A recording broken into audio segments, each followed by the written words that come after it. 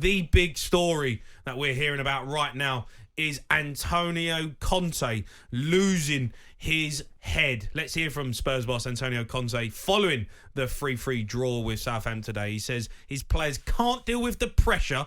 You ain't going to want to miss this. The club paid us a lot of money. The players receive money. Me receive money. You understand? Not to find excuse and don't have spirit or don't show the sense of belongings or don't show sense of responsibility, because we are showing this. And for me, this is unacceptable for me. Because this is the first time in my career to see a situation like this. And until now, I wasn't able to change. Not to change, but compare last season, the situation went to become worst. Why? Bah, I don't know, because they are used here. They're used here. Don't play for something important. Yeah. And they don't play, they don't want to play under pressure. They don't want to play under stress. Yeah, it's easy in this way. And Tottenham story is this. 20 years that there is the owner and never won something. But why? Well, we're going to be hearing Gabby's comments on this and mine as well, but I want to get straight to Spurs fans because there's a few people who are seething over these comments. So let's go to Matt, who's a Spurs fan. Matt? Hello, mate. All right, Matt. Good evening, Matt. Look, Matty, them comments from Conte, what did you make of them? Mate, do you know what? The problem we've got at our football club, and you know what? You was one of them, matey. You was one of them. Because you know what, Jamie? You was the one that was saying that we had world-class players a few years back when Pochettino got sacked. These same players, them pathetic players, are still at our football club, getting new contracts, like the Eric Dyers, like the Chicken Royales. They're all useless, mate. And do you know what? Who put them there?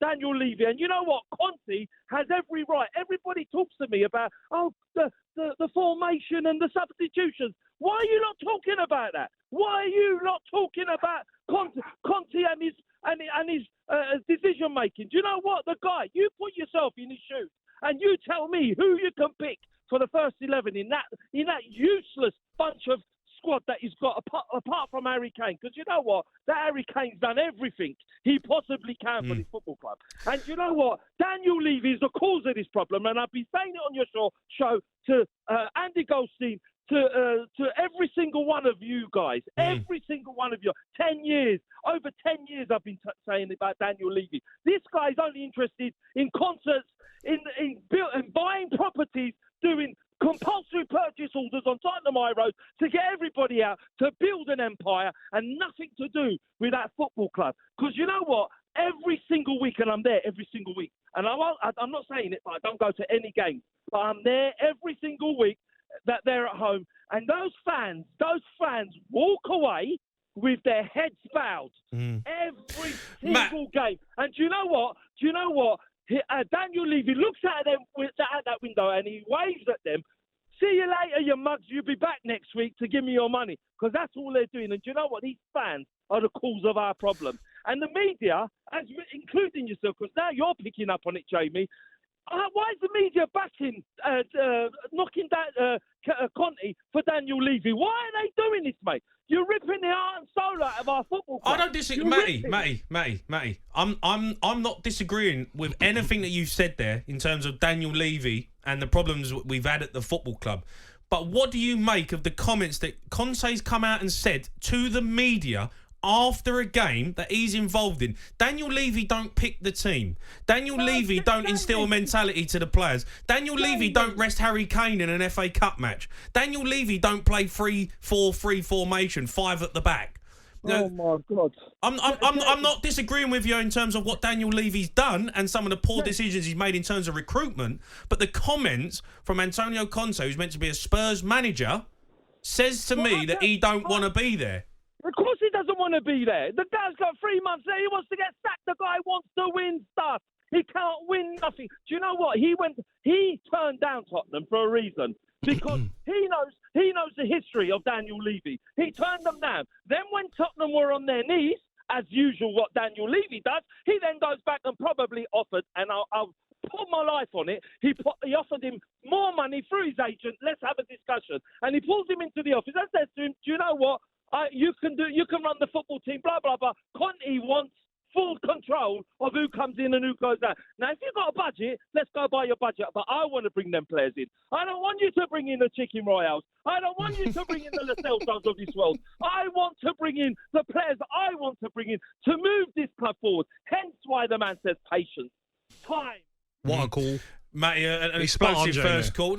No, look, I don't disagree with Matt in terms of what he said about Daniel Levy. And I've said this before in terms of making the club move forward. He hasn't helped. He hasn't brought in the best players. But the comments, Gabby, of Conte after a game, I don't disagree with some of the things he said about the passion, about the desire to win, about not winning trophies, about how the mentality of some of the players are. I don't disagree with it, but it's how he said it, where he said it, and the timing of it is I just don't agree with. I can't get behind a manager coming out slaughtering your team after a game when an international break's coming up, when you're basically saying to Daniel Levy, I'm begging you, sack me. I understand where you're coming from. You know, you're Spurs through and through. But that Spurs fan there spoke sense to me. Conte, he's fed up. You can see it in that interview. He's fed up. He's not going to defend these players. He's 3-1 up against bottom of the league. You know, he's got experienced players like Dyer, Ramiro. He's got Højbjerg there. He's got Longley. He's got Kane, Son. They're good enough to hold on. No, I know that. Southampton, 19 shots today.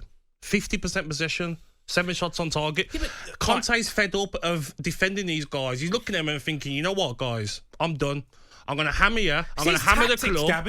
It's his tactic. He's saying, I'm going to hammer the club. I'm going to hammer Daniel Levy. I'm going to hammer everything about them. He's probably got his private jet ready, fueled up, ready to leave to Lake Como on Monday morning. He don't want to be at Spurs anymore. No, he doesn't. Mourinho's been there. Couldn't win anything. Poch. Yes, he got to a final. Didn't win it, though, Jamie. He's looking at it. 15 years since he won a trophy.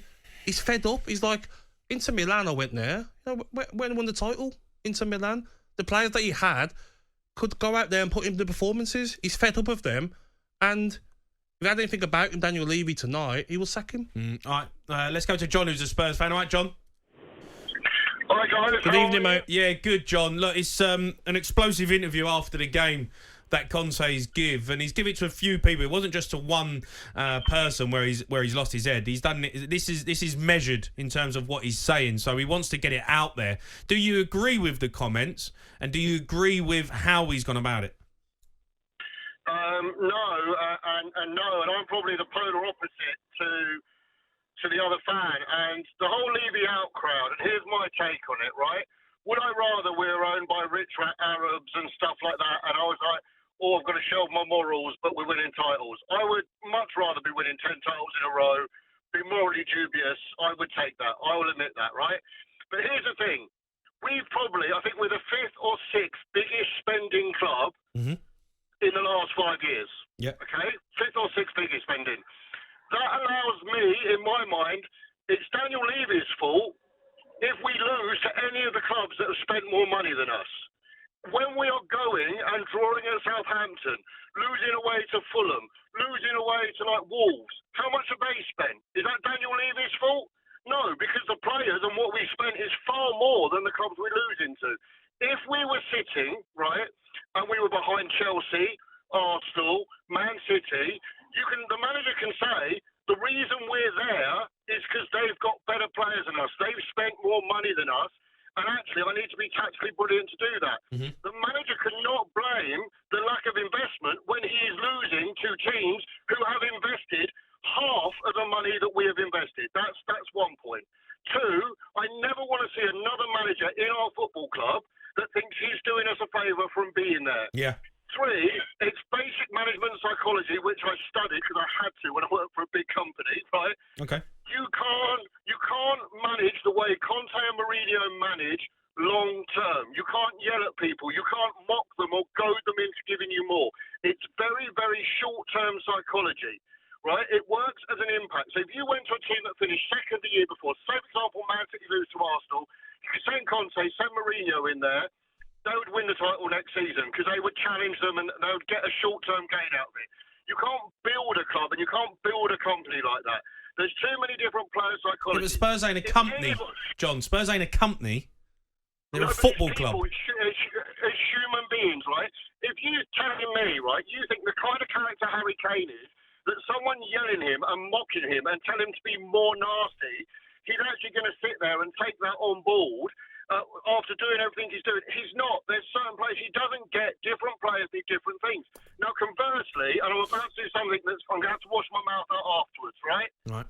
Conversely, Arsenal crumbled worse than an apple crumble last year. It was the most pathetic thing I've ever seen from a football club, right? Arteta, Diet Pep, barely any management experience, and Edu, what did they do? They put a still wall around those players. They protected those young players. They made the players say that it wasn't their fault, right? Some of the stats and stuff, some of those players did. It was personal errors. It was that. But what did they do? He said, it was on me. I need to get the tactics better. I need to improve it. They haven't spent that much more. Arsenal are top of the league. Do we not start thinking that maybe if you're the manager, right, the guy people are looking up to, and you're just yelling and blaming the players every week, they might just think, well, sod off after a while and stop working for you. Whereas That's exactly what they. I think I look at it, John, and go, that's exactly what Spurs players are doing. In the end, when a manager's constantly coming out and badgering you, and constantly you come out and do an interview like that, Can you blame him the way they're playing?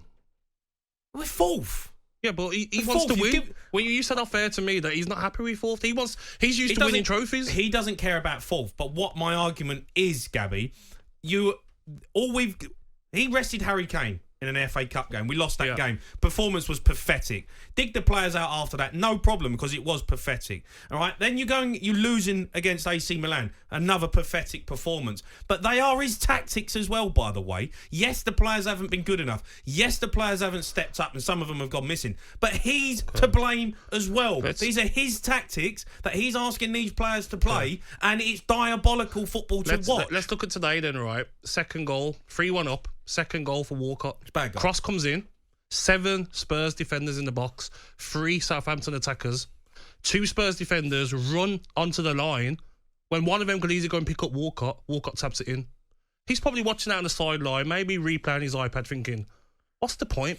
I know, but I'm coaching these idiots that can't defend, basically. John makes a really good call. If you want to build a football club, the reason we brought Conte in was to win trophies, to take us to the next level, because he's got that stature But maybe as a manager. he's trying, but these players aren't performing. Yes, he's tried, but when the going's got tough and it hasn't worked out, and he's realised that the players haven't stepped up, he's thrown his toys out the pram and gone, I don't want to do this. Mikel Arteta didn't do that with Arsenal when they crumbled last season, did they? And that's exactly what John said. He protected his players. And for me as a manager, you can come out and you can have little pops here and there. You don't come out and crucify a whole football club and a whole team when you're the manager of it and you want to get the best out of the players till the end of the season. He's fed up, though. You know, we heard his interview a couple of weeks ago. He didn't sound like this. This is he don't want to be every week. International breaks coming up. He's thinking, all right, come on, please just sack me. What do I have to say to get the sack? What do I have to say? And he said it.